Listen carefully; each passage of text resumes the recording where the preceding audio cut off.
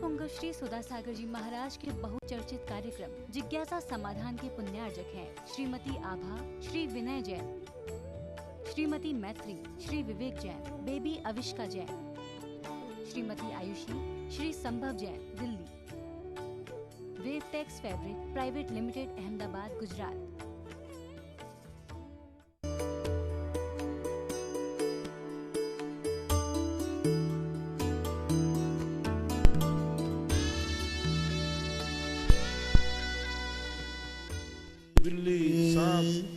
सव साहूर्णम नमो लोये सब्बे साहूर्णम।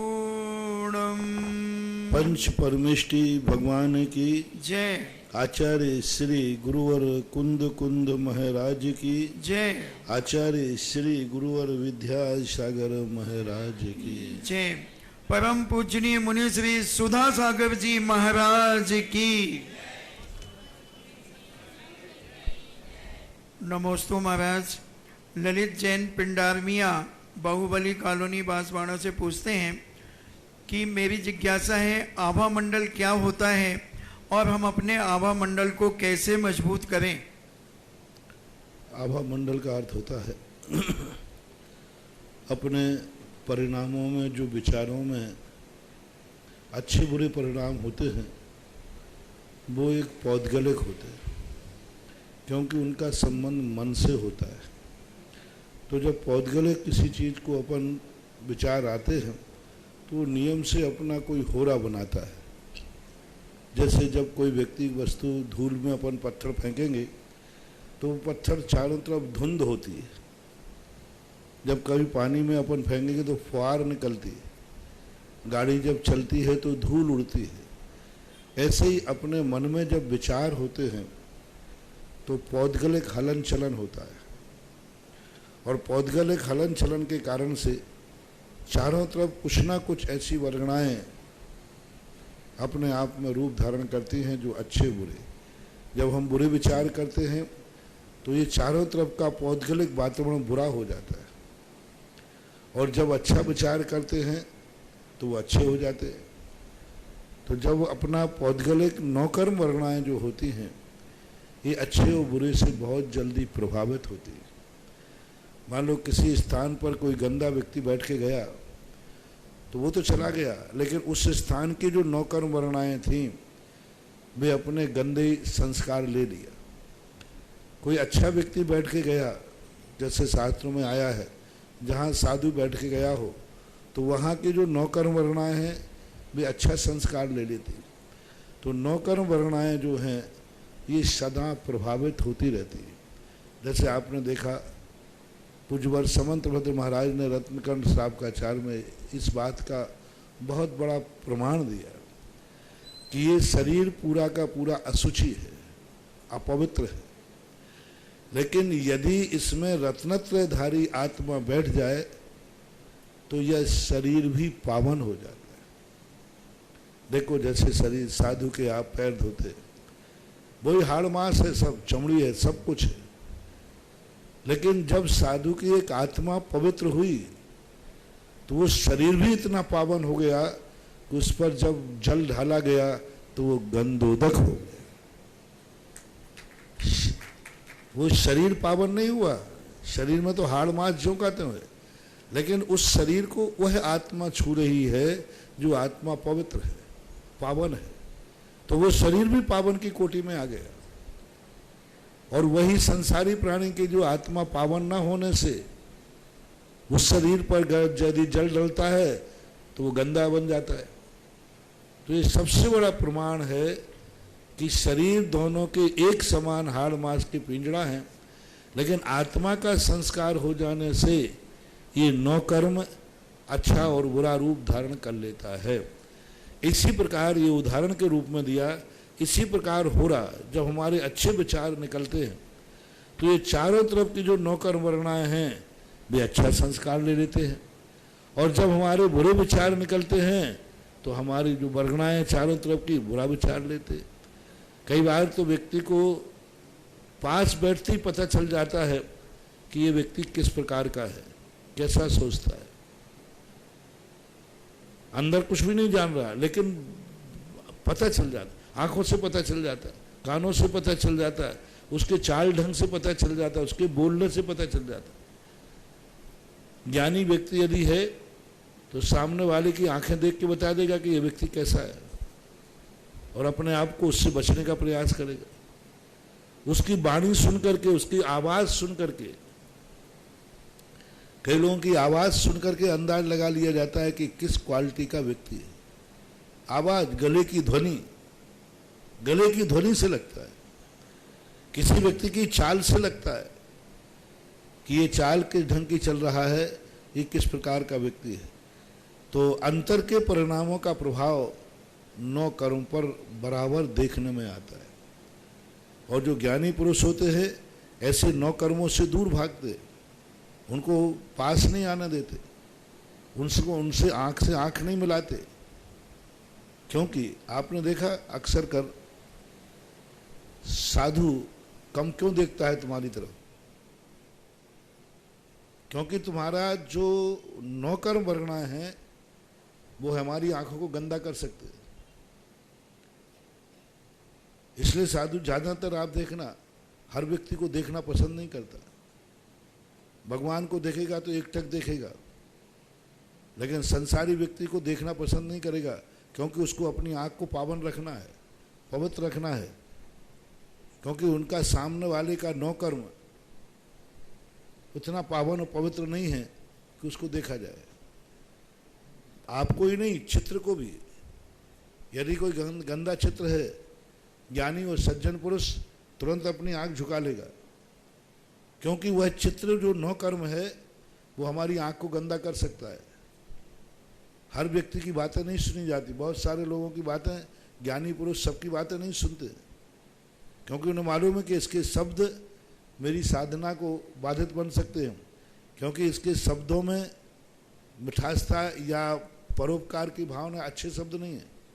इसलिए जितने बड़े लोग रहते हैं वे कम सुनते हैं, क्योंकि कम सुनने से उनको अपने कानों को पवित्र रखना है।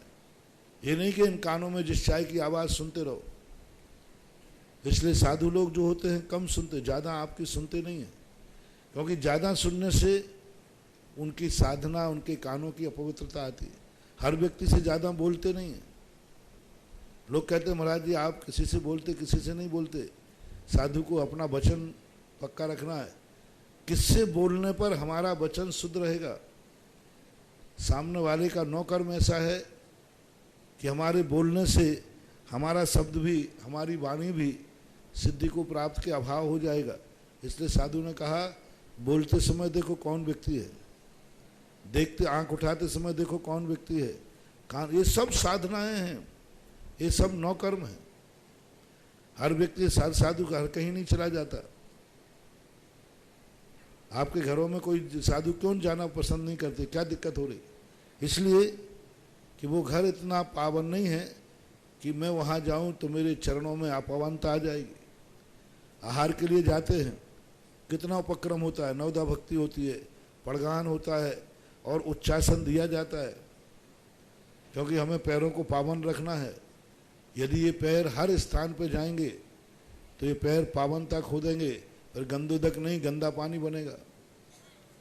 इसलिए 9 कर्मों का बहुत जबरदस्त प्रभाव पड़ता है। भावमंडल चारों तरफ का वातावरण, मैं कई धर्मशालाओं में जाकर के विहार करते हुए रुकता हूँ, एकदम वहाँ का वातावरण बिल्कुल अच्छा नहीं रहता, सामायिक बिगड़ जाते, सब कुछ मन अच्छा नहीं लगता। सुबह पूछता हूँ कि भाई क्या बात है, इस धर्मशाला मन क्यों नहीं लग रहा? पता चला कि कल किसी सेठ की बारात आई थी, उसमें बोतलें खुली थी। हमें मालूम नहीं है कि खुली थी कि नहीं खुलेंगी, लेकिन वहाँ की वर्णनाओं ने बता दिया, परिणाम बता दिया। इसलिए 9 कर्म वर्णनाओं का बहुत बड़ा प्रभाव पड़ता है। इसको सुधारने के लिए एक ही बात है कि हम अपने विचार इतने पावन और पवित्र रखें कि हमारा 9 कर्म भी इतना पावन हो कि वह पावनता को प्राप्त करता रहे। नमोस्तु। पूनम जैन गुना से पूछती हैं, पंचम काल के अंत तक अवधि ज्ञानी मुनिराज होंगे, पर क्या अभी भी अवधि ज्ञान मुनिराज होंगे? नहीं, पंचम काल में कोई रिद्धि नहीं होती। वो एक घटना है, जो ऐसी घटना घटेगी कि आकस्मिक हो जाएगा, निरंतर नहीं रहेगा। नमोस्तु। मंजू गोदा सूरत से पूछती हैं, नमोस्तु महाराज जी, मेरी जिज्ञासा है कि पंच कल्याणक में जो रत्न व रुपए पैसे लुटाए जाते हैं, कोई भैया जी कहते हैं कि उठा कर के घर में रखने चाहिए और कोई भैया जी कहते हैं नहीं उठाना चाहिए। महाराज जी आप ही हमारा समाधान करें। क्योंकि जो फेंके गए हैं वो तो लेने के लिए ही है, तो उनको लेने में कोई विशेष ऐसा कोई बाधा नहीं है। लेना ही चाहिए ऐसा नहीं कहूँगा, लेकिन लेने में कोई बाधा नहीं है, क्योंकि वो उसी प्रकार के उद्देश्य से लुटाए गए हैं। क्योंकि भगवान के यहाँ जब 15 महीने रत्न बरसते हैं तो उनको कोई ना कोई तो ले ही जाता होगा, कोई ना कोई उसका उपयोग करते हैं। हरिवंश पुराण में इसका उल्लेख है कि नमिनाथ भगवान के समय रत्न वृष्टि हुई, उसका रत्न एक गृहस्थ के यहाँ पाया गया, जिसने उस रत्न को जरासंध के लिए भेंट किया। तो इससे सिद्ध है कि लेने में कोई बाधा नहीं। विपिन कुमार जैन मेरठ, नमोस्तु महाराज जी। महाराज जी चंद्रकांत मणि में जो जल निकलता है वह जल है या उसमें जल जीव भी होते हैं? कृपया शंका का समाधान करें। इसमें आगम का उपदेश का अभाव है। ऐसा कोई जल नहीं पाया गया जो प्रारंभ से जल रहा हो और बाद में उसमें जल काय जीव आए हो। जीव रहा है और गर्म करने के बाद जीव निकल गया तो जल काय बन गया, लेकिन जल नाम की वस्तु कोई देखने में अभी तक नहीं आई। आगम में कहीं मिला नहीं है कि चंद्रकांत मणि के जल को जल माना जाए। जल का अर्थ है कि जल तो है, लेकिन उसमें जल काय जीव नहीं है। तो कायक और जल काय, ये दो जल तो मिलते हैं, लेकिन कायक और काय के बिना कोई जल नहीं। ऐसे अग्नि का भी नहीं मिलता कि अग्नि काय किसे कहा जाए। जो क्योला है वो तो वनस्पति काय है। तो कुछ ऐसी चीजें, पृथ्वी को भी हम नहीं कह सकते हैं। कौन सी पृथ्वी है जो प्रारंभ में अचित्त है? कौन सी पृथ्वी? कोई आगम में उल्लेख नहीं मिला कि ऐसी पृथ्वी जो प्रारंभ में अचित्त है, जीव नहीं है, बाद में उसमें जीव आया है। ऐसी कोई पृथ्वी नहीं है, ऐसा कोई जल नहीं है, ऐसी कोई अग्नि नहीं है, ऐसी कोई वायु नहीं है। ऐसा आगम में कहीं उदाहरण नहीं मिला। हाँ, पौद्गलिक वर्गणाएं होना अलग चीज है। पौद्गल वर्गणाओं का तो मिला है कि पौद्गल वर्गणाएं जो कर्म हैं, जो और भी 24 प्रकार की वर्गणाएं हैं, ये सब जीव रहित हैं। लेकिन पौद्गलिक वर्गणा होना अलग चीज है, पृथ्वी जल अग्नि काय और वायु होना ये अलग चीज है। तो हम ऐसा नहीं कह सकते हैं कि चंद्रकांत मणि का निकला हुआ जल जीव से रहित है प्रारंभ में। ऐसा हम स्पष्ट नहीं बोल सकते, आगम के उपदेश का अभाव। निष्ठा जैन इटावा से पूछती हैं, नमोस्तु महाराज जी, मेरी जिज्ञासा यह है कि जिस प्रकार हम अपने तीर्थंकर भगवानों का अभिषेक करते हैं, क्या उसी प्रकार हम अपने गुरु आचार्य की मूर्ति का भी अभिषेक कर सकते हैं? आगम में उल्लेख नहीं।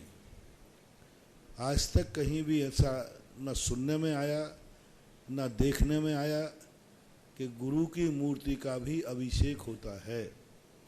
ऐसा कहीं देखने में पढ़ने में नहीं आया।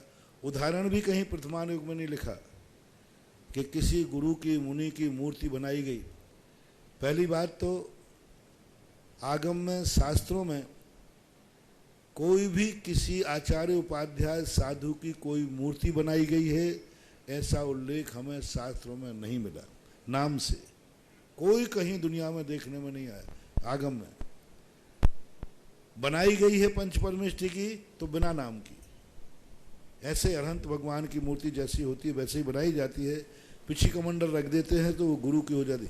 हूबहूब गुरु की मूर्ति बनाना जैसा वो थे वैसी मूर्ति का उल्लेख ना तो शास्त्रों में है और सदोष माने जाए, क्योंकि हमेशा शरीर किसी का पतला होता है, किसी का दुबला होता है, और वो अपने जीवन काल में जवानी का, वृद्धावस्था का, और अपने आचार्य जी को देख लो, वृद्धावस्था का फोटो और अभी का फोटो तो बहुत अंतर आ जाता है। तो अब कौन सी फोटो बनाओगे? तो हूबहू कौन सी मूर्ति बनाओगे? क्योंकि शरीर में परिवर्तन बना रहता है। तीर्थंकरों की जितनी मूर्ति बनती सबकी एक समान बनती है, हूबहू कभी नहीं बनती। आज तक किसी भी तीर्थंकर की भी मूर्ति हूबहू नहीं बनी। हूबहू यानी जितनी साइज की हो, जिस कलर की हो, जैसा उनका हो, ऐसा कहीं भी आज तक कोई भी प्रतिष्ठा पाठों में हूबहू मूर्ति बनाने का उल्लेख नहीं है। मात्र एक मूर्ति का प्रमाण दिया कि 1 अंगुल की मूर्ति 108 अंगुल की मूर्ति उसी नाप में बनेगी। नाक सबकी एक सी, कान सबके, हाँ कान नाक का जो प्रमाण दिया है उसी प्रमाण में मूर्ति की स्थापना होना चाहिए। जैसे वो ओरिजिनल थे वैसी मूर्ति बनाना सदोष है, बहुत बड़ा दोष है। ऐसी मूर्ति बैठा लोगे तो वो आपको सिद्धिदायक नहीं होगी, क्योंकि उसमें हीनादिक आएगा। कुंदकुंद भगवान की भी एक मूर्ति मिली सिरोंजी के अंदर पुरानी, वो हूबहू नहीं है। जैसे अरहंत भगवान की वैसे ही है, अकेले उनके हाथ में पिछी दे दिया। तो हूबहू आचार्य सिंह ने भी कई बार कहा था, जब मैंने ज्ञान सागर महाराज की मूर्ति बनाने का भाव सोचा नसीराबाद में, आचार्य सिंह से पूछा तो आचार्य ने कहा नहीं, हूबहू मूर्ति मत बनाना। सामान जैसे भगवान की मूर्ति है वैसे पिछी कमंडल रख दो, नाम तुम्हारी मर्जी पड़े कुछ भी रखो, हूबहू नहीं बनाना। फिर हमने उस मूर्ति का स्टेचू नाम दिया। स्टेचू जानते? स्टेचू है ना, स्टेचू मूर्ति नहीं, प्रतिष्ठित नहीं, अभिषेक पूजन नहीं, मात्र एक स्टेचू के रूप में बना दिया, जैसे आप नेताओं के स्टेचू वगैरह बनते हैं। इसलिए महाराज का अभिषेक आदि करने का प्रावधान कहीं नहीं है मूर्तियों का, और करना भी नहीं चाहिए। मुनियों का पादाभिषेक ही है, पैरों का ही अभिषेक करना चाहिए। नमोस्तु महाराज जी, मुजफ्फरनगर से पूछते हैं आहारक और तेजस पुतला किसे कहते हैं और यह कितने प्रकार के होते हैं और ये क्यों निकलते हैं? आहारक पुतला एक इस प्रकार की रिद्धि है, हालांकि यह 64 रिद्धियों में 48 रिद्धियों में नहीं आती। एक विशेष प्रकार के मुनि की विशुद्धि से प्राप्त होती है। जब मुनिराज को 3-4 कारण दिए उसको, जब किसी मुनिराज को संदेह होता है, किसी शंका संबंधी होता है, तो उनको क्लेश होता है इस प्रश्न का उत्तर क्या होगा, तो उनके मस्तिष्क से एक पुतला निकलता है। वो बराबर मनुष्य की आकृति वाला होता है, और जहाँ तीर्थंकर भगवान होंगे उनको छू करके आता है और प्रवेश करता है, तैसे महाराज की शंका समाधान होती है। संयम के रक्षार्थ भी आहारक पुतला निकलता है। मान लो सम्यक शिखर की वंदना करना है और जाने का रास्ता नहीं, पूरी तरफ घास ही घास है, जीव जंतु है, अब कैसे इच्छा पूरी हो ये?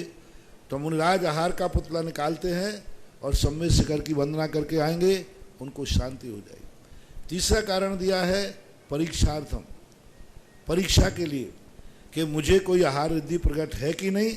ऐसा अकलंग स्वामी ने सिद्ध राजभारत में कहा, परीक्षा के लिए भी कई बार आहारक पुतला निकालते हैं। पुतला एक ही प्रकार का आहारक होता है, अन्य प्रकार नहीं होते, एक ही पुतला। तेजस जो होते हैं इसके अलग अलग रूप हैं। एक तेजस वो होता है जो अनादि अनंत काल से शरीर के साथ रहता है, अनादि संबंधिष्या, कार्मण और तेजस शरीर बोलते हैं। और एक लब्धि प्रत्यय तेजस होते हैं, एक शुभ होता है और एक अशुभ होता है। शुभ पुतला जब निकलता है तो जब मुनिराज को करुणा आती है कि चारों तरफ अनर्थ हो रहा है, बीमारी फैल रही है, चारों तरफ त्राही त्राही मची है, हे भगवान मैं क्या करूं, कैसे करूं, इन सब के दुख दूर करूं। तो उस समय दाएं कंधे से एक पुतला निकलेगा और 12 योजन तक सुविक्ष कर देगा। जब कभी क्रोध मुनिराज को आ जाए, कोई परेशान, लोग मान ही नहीं रहे, मेरे लिए परेशान कर रहे हैं, मानते ही नहीं है, और इतना मुनिराज को क्रोध आता है कि क्रोध आकर के बाएं कंधे से एक पुतला निकलेगा और वो 12 योजन के स्थान को पूरा भस्म कर देगा। जल्दी क्रोध नहीं आता, बहुत देर में क्रोध परेशान ही कर डाला, इतना परेशान कि उनका क्रोध आएगा जैसे दीपायन मुनि को आया, 12 योजन की द्वारका को भस्म कर दिया था। ऐसा। बोलिए जगत पूज्य मुनि पुंगव श्री सुधा सागर जी महाराज की जय। बहुचर्चित कार्यक्रम जिज्ञासा समाधान में पधारे हुए सभी महानुभावों का हार्दिक स्वागत अभिनंदन। ऑनलाइन जिज्ञासा के पश्चात उपस्थित श्रावक एवं श्राविकाओं में से सर्वप्रथम जिज्ञासा के लिए मैं आमंत्रित कर रहा हूं श्री पीयूष जैन पांड्या। आपके पश्चात तैयार है सुश्री चारवी जैन गदिया।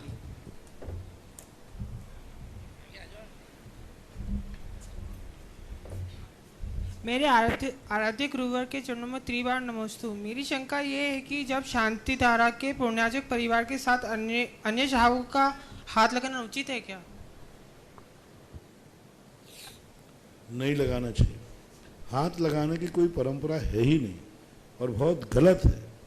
हमारे यहाँ अनुमोदना का अकेला हाथ जोड़ लो। कोई शांति धारा कर रहा है तो हाथ जोड़ करके उससे देखो तो आपको बराबर अनुमोदना का पुण्य लगेगा। ये हाथ लगाना बहुत गलत है।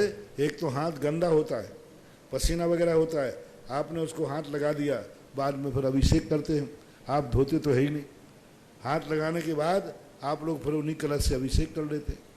दूसरी बात है, वैज्ञानिक की अपेक्षा देखा जाए तो जिस समय अभिषेक कर रहा है दूसरे व्यक्ति को हाथ नहीं लगाना चाहिए। उसकी जो एनर्जी प्राप्त हो रही है वो एनर्जी विकीर्ण हो जाती है, फैल जाती है, एक स्थान पर नहीं रह पाती है। इसलिए हाथ लगाने की परंपरा आगम सम्मत नहीं है, न कहीं उल्लेख मिलता है। सुश्री चारवी जी जैन गदिया। आपके पश्चात तैयार हैं श्री प्रकाश चंद जी जैन पाटनी। नमोस्तु महाराज जी, नमोस्तु महाराज जी, नमोस्तु महाराज जी। महाराज जी एक कहावत है, नाराज ना होना कभी, नाराज ना होना कभी, यह सोचकर कि काम मेरा और नाम किसी और का हो रहा है। यहाँ सदियों से जलते तो घी और रुई है, यहाँ सदियों से जलते तो घी और रुई है, पर लोग कहते हैं कि दिया जल रहा है, पर लोग कहते हैं कि दिया जल रहा है। तो महाराज जी मेरी जिज्ञासा है कि प्राय देखा जाता है कार्य करने वालों की उपेक्षा ही होती है, यानी महाराज जी उन्हें उतना क्रेडिट नहीं मिलता है, उन्हें कोई समझने वाला कहाँ मिलता है, जो भी मिलता है वो समझाकर चला जाता है। तो महाराज जी मेरे कहने का तात्पर्य है कि जो लोग इतनी मेहनत करते हैं उन्हें उतना क्रेडिट क्यों नहीं मिलता है जितना उन्हें मिलना चाहिए? ये गॉड गिफ्ट है।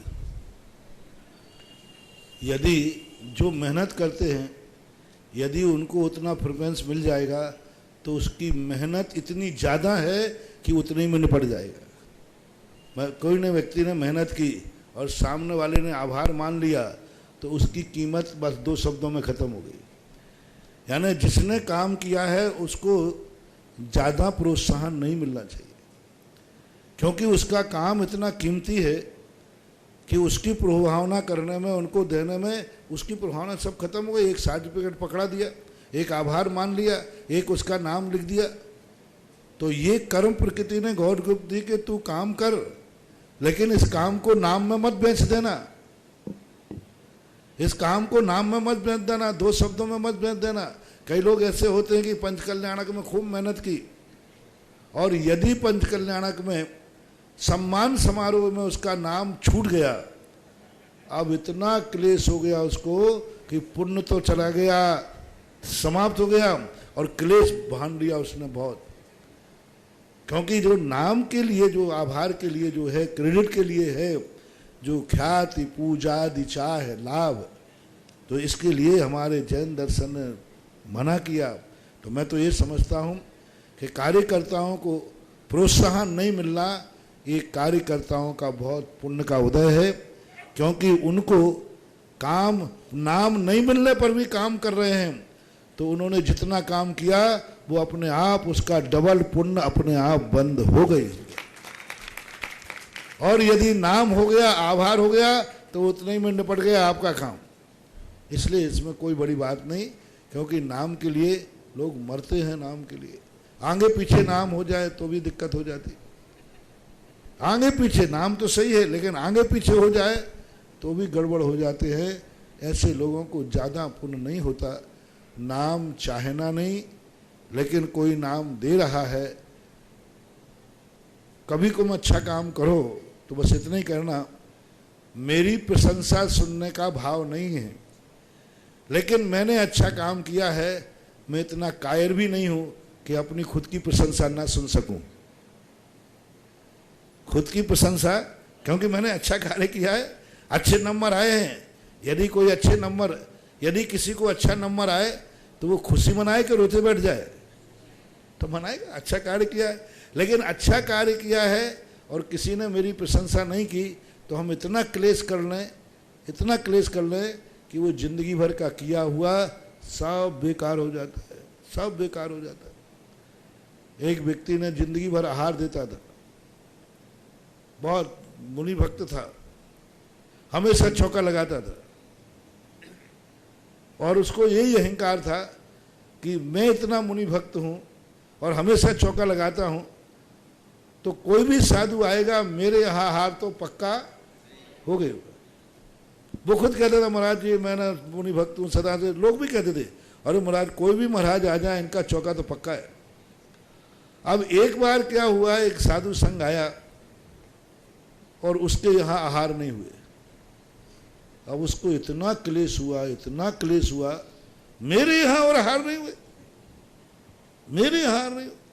आज तक कोई साधु बिना आहार के मेरे आने, तो इतना क्लेश हुआ कि उसने फिर चौका लगाना बंद कर दिया। अब देखो, पूरी जिंदगी भर में उसने जो दान दिया, उस दिन के क्लेश में सब स्वाहा हो गया, सब स्वाहा हो गया। एक दिन के दिया कितना, जिंदगी भर, और नहीं दिया कितना, एक बार। तो एक बार का वो क्लेश जो है जिंदगी भर के आहार देने का स्वाहा हो जाता है। इसलिए हमेशा ध्यान रखना चाहिए, अभाव में जब नहीं मिल पाता है तो हमें क्लेश नहीं करना चाहिए, क्योंकि क्लेश से हमारा जो पूंजी है वो भी स्वाहा हो जाएगी। नमोस्तु महाराज। प्रकाश कुपचंद जी जैन पाटोदी। गुरुदेव नमोस्तु नमोस्तु नमोस्तु। सुश्री अर्पिता जी जैन पाटोदी। गुरुदेव, मंदिर के अंदर पूजा अभिषेक सांध्या करने के बाद भी बहुत सी बार देखा जाता है कई मंदिरों में कई जगह कि उसकी कसाएं, उसका अहम, उसका अहंकार अहम खत्म नहीं होता है, तो उसका आचरण में नजर नहीं आता है।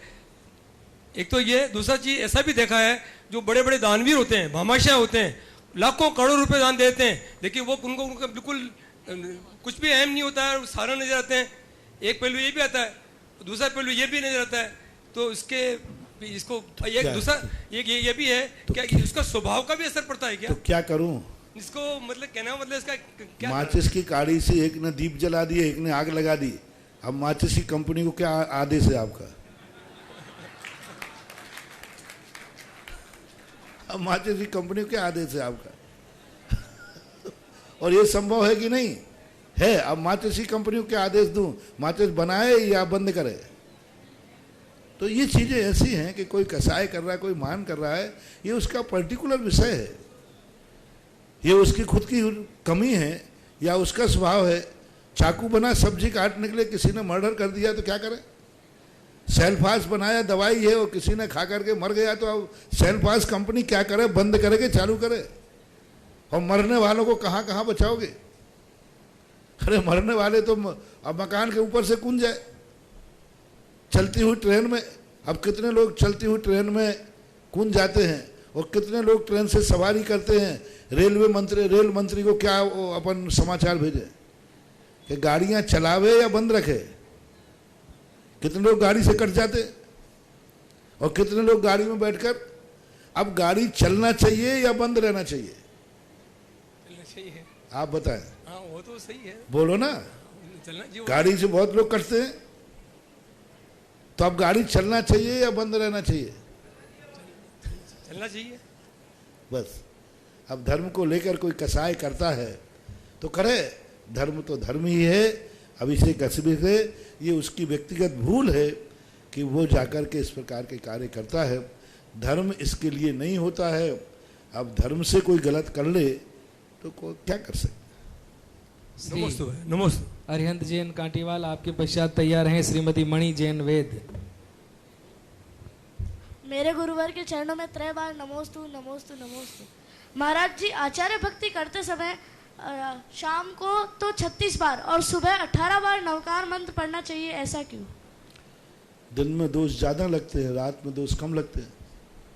क्योंकि रात में हम लोग जो रहते हैं मौन रहते हैं, एक स्थान पर रहते हैं, ज़्यादा दोष लगते ही नहीं। और रात में ध्यान भी होता है, जाप भी होता है, साधनाएं भी होती हैं। हो अर्ध निशा का सन्नाटा वन में वनचारी चरते हो, तब शांत नराकुल मानस तुम तत्वों का चिंतन। तो रात्रि में दोष कम है, दिन भर में बहुत सारे दोष हैं। आहार को उठना पड़ता है, शौच को जाना पड़ता है, प्रवृत्ति करना पड़ती है। तो रात दिन में दोषों की संभावना ज़्यादा होती है, इसलिए कायेश्वर ज़्यादा हैं। रात्रि में दोषों की संभावना कम है, इसलिए कम किए जाते हैं। श्रीमती मणि जी जैन वेद आपके पश्चात तैयार हैं श्रीमती बाबू ने मधु ये जी प्रश्न जैन। किया तो जब शुरू में मैं बिल्कुल नया क्षुल्लक था, बहुत बुद्धू था मैं।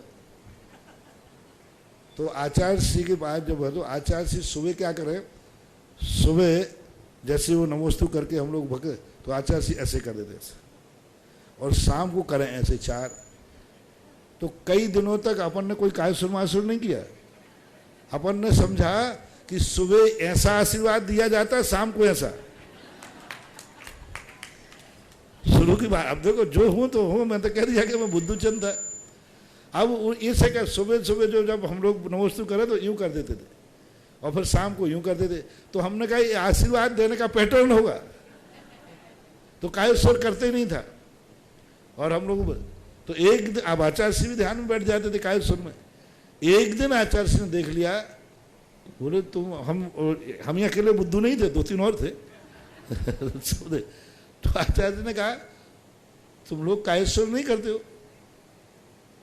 तो मैंने कायेश्वर करना है तो 9 बार पढ़ लेते। नहीं, हमने दिए ना 2 कायेश्वर।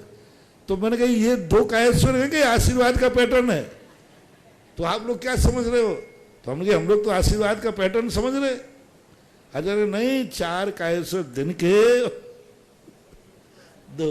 तो बालक ने प्रश्न किया तो वो बुद्धू बने की बात याद आ गई। श्रीमती मणि जी जैन वेद आपके पश्चात तैयार हैं श्रीमती मधु जी जैन कासरीवाल। मुनिवर के चरणों में मेरे और मेरे परिवार की ओर से बारंबार नमोस्तु नमोस्तु नमोस्तु। जैसा कि देखने में आ रहा है, वर्तमान समय में हमारे सामाजिक एवं सांस्कृतिक मूल्यों का पतन हो रहा है। धार्मिक और नैतिक मूल्य भी गर्त की ओर जा रहे हैं। पारिवारिक संस्कारों के अभाव के कारण लव मैरिज का चलन बढ़ता जा रहा है। ऐसे में यदि किसी जैन धर्मावलंबी के घर में किसी अदर समाज या यूं कहे अंडे वगैरह खाने वाले परिवार की यदि बेटी बहू बन के आ जाती है, तो ऐसे में उस परिवार के सदस्य यदि मूर्ति को मस्तक पर लेकर स्थापित करते हैं, अभिषेक करते हैं या मुनि संघ को आहार देते हैं, तो ऐसे में समाज और ट्रस्ट की क्या व्यवस्था है, समाधान करें। सामाजिक ढांचा जो बिगड़ रहा है, इसी के लिए मैं प्रायः प्रवचनों को सवेरे, हमारे प्रवचनों में 50% तो सामाजिक ढांचों को सुधारने की बात। और अभी सुभाष नगर में तो पहले दिन से ही प्रवचन ही ऐसे चल रहे हैं जो समाज के ढांचे को सुधारने की बात कही जा रही है, जो पतन हो रहा है। रही बात आपकी वो शादी भाई की, तो उसके लिए ना तो आहार देना चाहिए और ना ही अभिषेक करना चाहिए और ना ही मूर्ति विराजमान करना चाहिए, ना ही मुख्य इंद्रियों में बनना चाहिए। क्योंकि उसके कर्म के कारण से, उसके दुर्भाग्य के कारण से उसको कोई कुलीन बच्ची नहीं मिली, बच्चा नहीं मिला, या उसकी किस्मत में ऐसा लिखा था, तो वो अशुद्धि के लिए धर्म को ना करे। मैं तो सदा एक ही कहता हूँ कि यदि कोई व्यक्ति कहीं रास्ते में छू जाए, अशुद्ध हो जाए, तो उसे अभिषेक करने में पुण्य है कि नहीं करने में? नहीं करने में। आहार देने में पुण्य है कि नहीं देने में? नहीं देने में। तो ऐसी दुर्घटना यदि किसी के घर में घट जाती है तो उनको अभिषेक नहीं करने में पुण्य है, आहार नहीं देने में पुण्य है। और जो दादागिरी से झूठ बोल करके देते हैं, वो आज भी उनके जीवन में ऐसा आया है और कई भवों तक भी उनके कुल में ऐसा होता रहेगा। इसलिए उनको नहीं करना चाहिए, महान महान दोष है।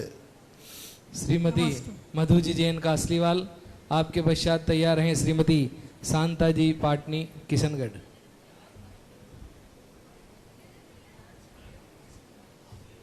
श्रीमती शांता देवी जी पाटनी, किशनगढ़ वाले।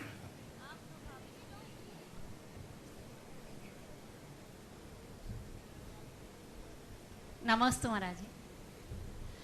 महाराज जी कहते हैं कि हम हर जन्म में हमारे नए नए माँ बाप होते हैं, माता पिता होते हैं, तो इस जन्म के माता पिता की तो हम क्यों उनकी जब देहावसान हो जाए, स्वर्गलोक सिधार जाए, तो उनकी फोटो वगैरह घर में क्यों लगाई जाए? तो क्या फिर हम महापुरुषों की या तीर्थंकर भगवंतों की और महापुरुषों की, मुनिराजों की फोटो भी लगाना फिर क्या गलत है क्या? फोटो इसलिए लगाई जाती है कि उनके हमारे ऊपर इतने उपकार है। बेटे के लिए माँ बाप ही महापुरुष हैं, तो उनकी स्मृति के लिए कि हमें उनको देख करके उनके आचरण को, उनके व्यवहार को, उनकी परंपराओं का मुझे ध्यान बना रहे। जैसे अपन भगवान की मूर्ति क्यों बनाते हैं? इसलिए कि मूर्ति को देख करके हमें भगवान का जीवन चरित्र याद आ जाता है। हम वैसे भूल जाएंगे, हमें अभी किसी व्यक्ति की याद नहीं आ रही है, लेकिन अभी यदि हम किसी का फोटो दिखाएं तो अच्छा ये वो है, वैसे याद नहीं आती। तो चित्र को देख करके ऐसे स्थानों पर लगाने से कि हमें बार बार कभी हम बिगड़ने लग जाएं तो हमें याद आ जाए कि हमारे पिता क्या थे, हमारे संस्कार क्या थे। तो उनकी फोटो लगाने की परंपरा आज की नहीं, बहुत प्राचीन परंपराएं हैं। चित्रों का उल्लेख प्रथमानेक ग्रंथों में चित्रों का उल्लेख मिलता है, और चित्रों के उल्लेख के माध्यम से बहुत सारे इतिहास उजागर होते हैं। तो माता पिता आप गृहस्थों के लिए महापुरुष हैं, और महापुरुषों के भी यदि फोटो आप लगाते हैं तो घरों में कोई ऐसी बाधा नहीं है कि लगाने का निषेध किया गया हो, लगा सकते हैं, लेकिन उनका योग्य स्थान होना चाहिए। नहीं, पर कई लोग ये कहते हैं कि आपके क्या पता सारे जन्म जन्मांतर तक माता पिता होते हैं, कौन से माता पिता की आप तस्वीर लगाओगे? जिसकी हमें याद है, हमें वर्तमान में उपकार है, जिसको हम भूल गए। अब ऐसे तो तुम कहो कि इतने सारे भगवान हो गए, आप किन किन भगवानों के मंदिर बनाओगे? अरे हम तो 24 भगवान के बनाएंगे, उनका हमें उपकार याद है। अब इसके पहले अनंत भगवान और हो गए, तो अब उनका तो ना हमें उपकार है ना स्मृति है। अनंत बार पिता माता पिता बन चुके हैं, तो उनका हमें याद भी नहीं है, उपकार भी याद नहीं। जिनके हमारे ऊपर प्रत्यक्ष उपकार हैं उनके चित्रादिक फोटो लगाने में कोई बाधा नहीं। अच्छी परंपरा है, आदर्श परंपरा है, अपने उपकारों को स्मृति में बनाए रखने के लिए परंपरा है। इस परंपरा को जीवित रखना चाहिए। श्रीमती मुन्ना देवी जी जैन, सेठी आर के कॉलोनी। आपके पश्चात तैयार हैं श्रीमती बसंती देवी जी जैन, ब्यावर।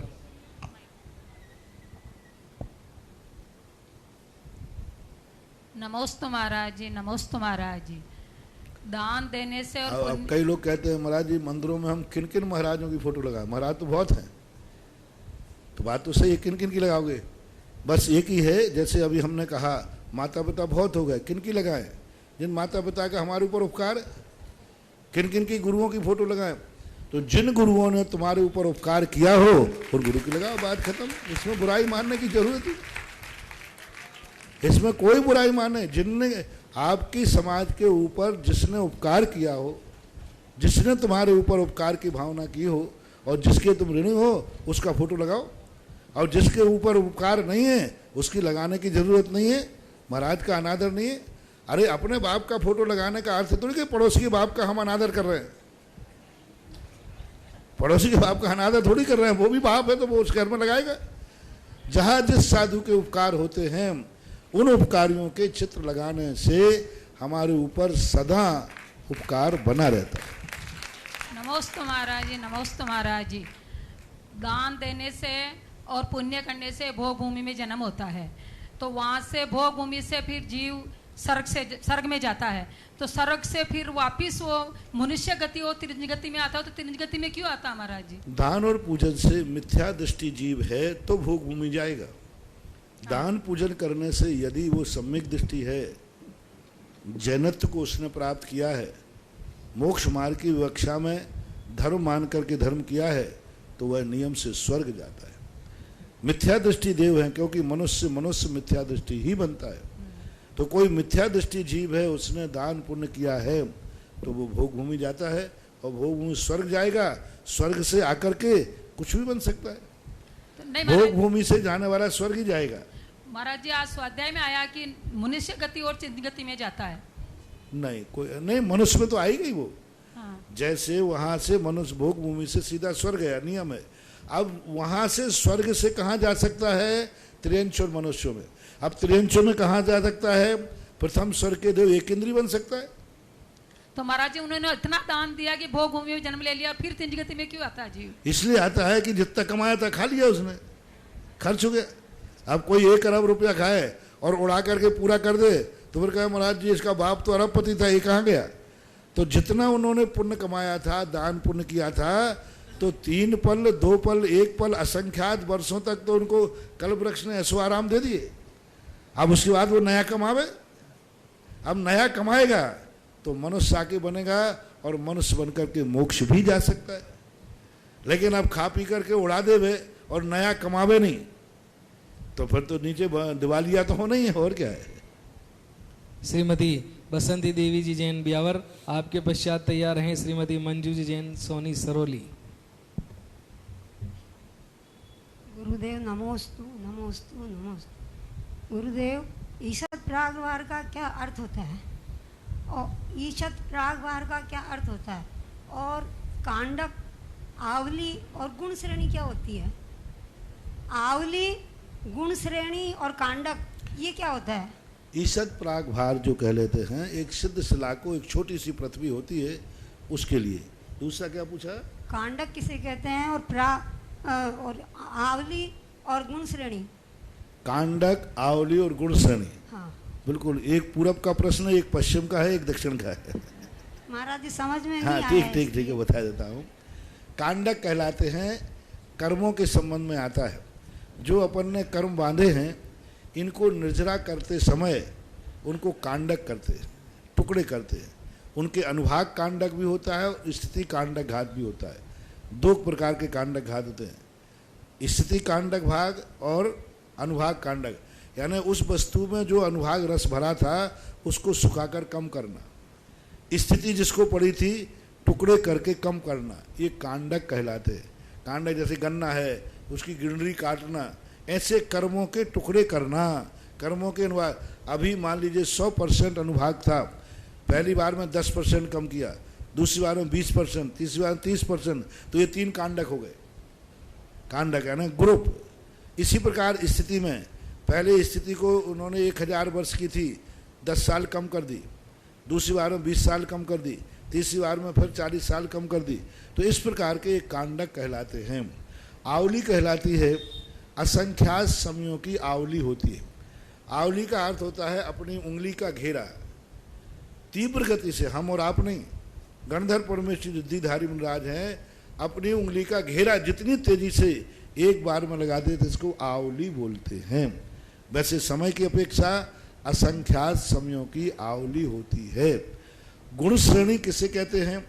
गुण श्रेणी का अर्थ होता है कि एक अभी मान लीजिए 10 रुपया उसने दान दिए या 10 कर्मों की निर्जा की, दूसरे समय में गुण गुणाकार करो, 10 गुणित 10 बराबर 100, तो अब ये गुणकार हो गया। 100 की संख्या गुणकार है। अब ऐसी गुण श्रेणी, श्रेणी यानी बहुत एक अंतर मुहूर्त तक निरंतर गुणाकार रूप में जो कर्मों की निर्जरा करता रहता है उसको गुण श्रेणी निर्जरा बोलते हैं, और ऐसी गुण श्रेणी की व्यवस्था है। श्रीमती मंजू जी जैन सोनी सरोली, आपके पश्चात तैयार हैं श्रीमान राजेंद्र कुमार जी जैन अजमेर। गुरुदेव के चरणों में 3 बार नमोस्तु नमोस्तु नमोस्तु। गुरुदेव, मेरी शंका यह है कि दातार के दूषण और भूषण कौन कौन से हैं? दातार के दूषण और भूषण कौन कौन से हैं? दातार के जो 7 गुण कहे गए हैं, उन 7 गुणों के विपरीत चलना दूषण है, और भूषण है जो 7 गुण कहे गए हैं, जैसे शुद्धि होना चाहिए, संतोष होना चाहिए, अलोल वृत्ति होना चाहिए, इस प्रकार के विवेक होना चाहिए। तो ये जो दाता के 7 गुण हैं, उनसे विपरीत जो है वो दूषण कहलाते हैं। नमोस्तु। राजेंद्र कुमार जी जैन अजमेर, आपके पश्चात तैयार हैं श्री वत्सा जी उपाध्याय निम्बाहेड़ा। महानुभाव, जैसा कि आप सभी को विदित है, प्रतिदिन घोषणाएं हो रही है। पूज्य गुरुदेव के मंगलमय सानिध्य और आशीर्वाद से दिनांक 16 जून 2019 को 1008 सर्वसधी कलशों से रिद्धि मंत्रों द्वारा बड़े बाबा देवादेव नेमिनाथ भगवान के महामस्तकाभिषेक का महाआयोजन सुभाष नगर भिलवाड़ा में होने जा रहा है। काफ़ी नाम हमारे पास ऑनलाइन से व्हाट्सएप के माध्यम से यहाँ आ रहे हैं। प्रातः 6 बजे से 16 जून 2019 को महामस्तकाभिषेक का आयोजन प्रारंभ हो जाएगा। जिन महानुभावों ने भी अपने कलशों की बुकिंग अभी तक नहीं कराई, वो स्क्रीन पर हमारे नंबर दिखाए जा रहे हैं। आप व्हाट्सएप के माध्यम से अपने कलश बुक करा सकते हैं।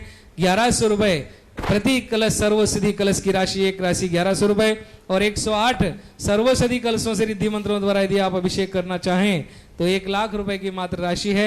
हम तक अपना नाम पहुंचा दें ताकि आपके कलश बुक किए जा सकें। श्रीमान राजेंद्र कुमार जी जैन अजमेर, आपके पश्चात तैयार हैं श्री वत्सा जी उपाध्याय निम्बाहेड़ा। नमोस्तु महाराज जी, आज हमारी शादी की सालगिरह है तो हम पासनाथ बजोलिया जी ढोक दे के माइक पास लगा दो। तो मेरी जिज्ञासा ये है कि वहाँ मूल नायक पासनाथ भगवान की मूर्ति कहाँ से प्राप्त हुई और कब हुई? कहाँ की? बिजोलिया पासनाथ भगवान। बिजोलिया पासनाथ का इतिहास बड़ा विचित्र है, क्योंकि ऐसा लोग कहते हैं कि जिस समय भगवान पारसनाथ को वहाँ केवल ज्ञान हुआ उस समय तो कोई विशेष उसका मंदिर आदि नहीं बनाए गए। बाद में जाकर के लोलार्क नाम का श्रेष्ठी हुआ, उसने जाकर के एक मूर्ति बनाई, किंवदंती रूप में है कि ग्रीन कलर की भगवान के हुबहू साइज की एक मूर्ति बनाई गई थी और वह मूर्ति बाद में जाकर के उन्हेल चली गई। उन्हेल कोई गांव है वहाँ पर श्वेतांबरों के लिए, उन्हेल वहाँ पर चली गई। यहाँ क्षेत्र खाली बच गया। दूसरी बात है कि वहाँ पर जो मूर्तियाँ थीं बीच में वो क्षेत्र उजड़ गया था, कोई भी मूर्ति नहीं थी। 20 साल 25 साल पहले भी कोई भी मूर्ति वहाँ नहीं थी, कोई भी, सारा का सारा वीरान पड़ा हुआ था। मात्र एक शिखर था, एक शिखर बना हुआ था, वो भी खाली था। तो लोग ये कहते थे कि शिखर ऊपर दिख रहा है, मंदिर इसके नीचे है। उसी शिखर का लोग दर्शन करके आते थे। विवाद हुआ, 13 साल तक कोर्ट केस चला, खंडहर के चला, कुछ भी नहीं था, कोई मूर्ति नाम की चीज़ वहाँ नहीं थी। पहले रही है लेकिन चोरी हो गई। बाद में जाकर के जब बाद में मैं पहुँचा, उसका सारे सर्वे किया, देखा तो ये जो कहानी थी कि इसके नीचे मंदिर, ऊपर शिखर दिख रहा है और हर साधु आता था कुछ ना कुछ कहीं खुदवा जाता था, कहीं ये करना, कहीं ये बताना और दुनिया भर की बातें। मैं वहाँ गया, मैंने कहा ये बेचारे बिजोलिया वाले खोद खोद के परेशान हो जाएंगे और यहाँ है कुछ है नहीं।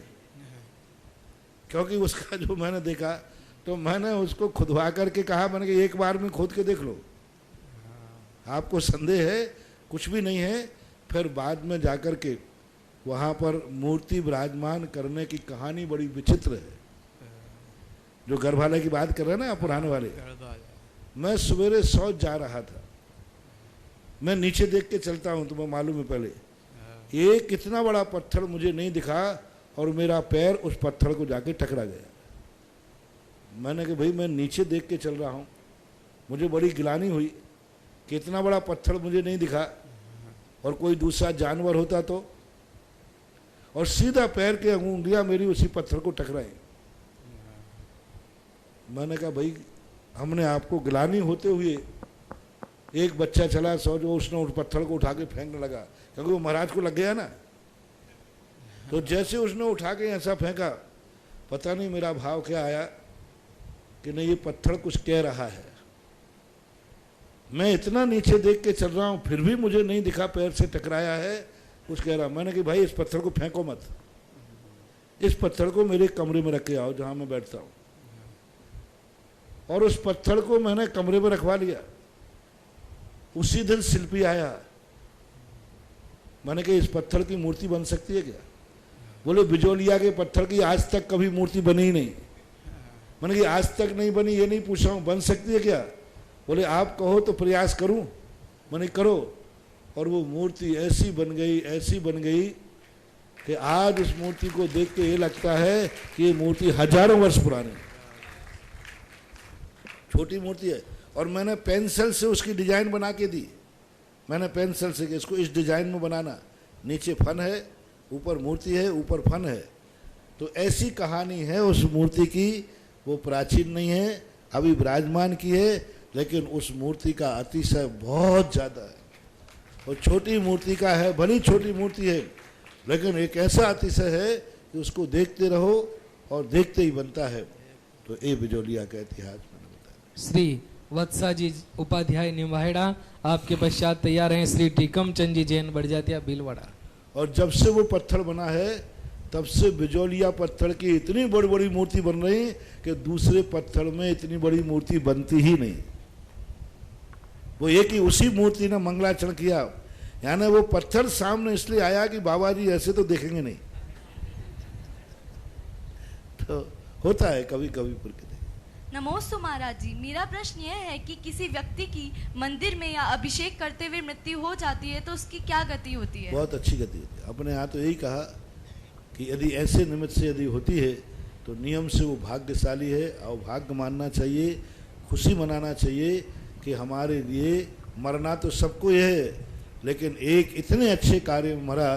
तो हमारे शास्त्रों के अनुसार तो यही है कि मेंढक भगवान के दर्शन करने जा रहा था, उसका मरण हुआ तो 5वें स्वर्ग में जाके जन्म लिया, और जो अभिषेक करते हुए मर जाए उसका तो फिर कहना ही क्या है।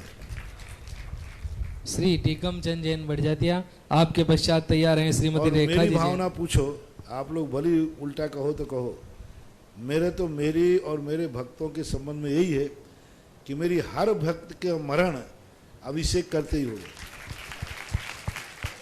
हर भक्त का मरण मेरे प्रवचन सुनते ही होगे।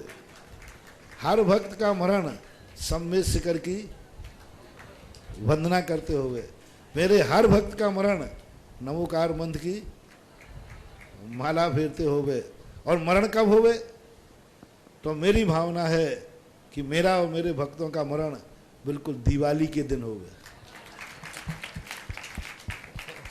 भगवान के मोक्ष कल्याणक के दिन होवे, काल मंगल होवे। ऐसा काल मंगल होवे, क्षेत्र मंगल और काल मंगल जब मिले तो अभाग्य मानना चाहिए, उसे दुर्भाग्य नहीं मानना चाहिए।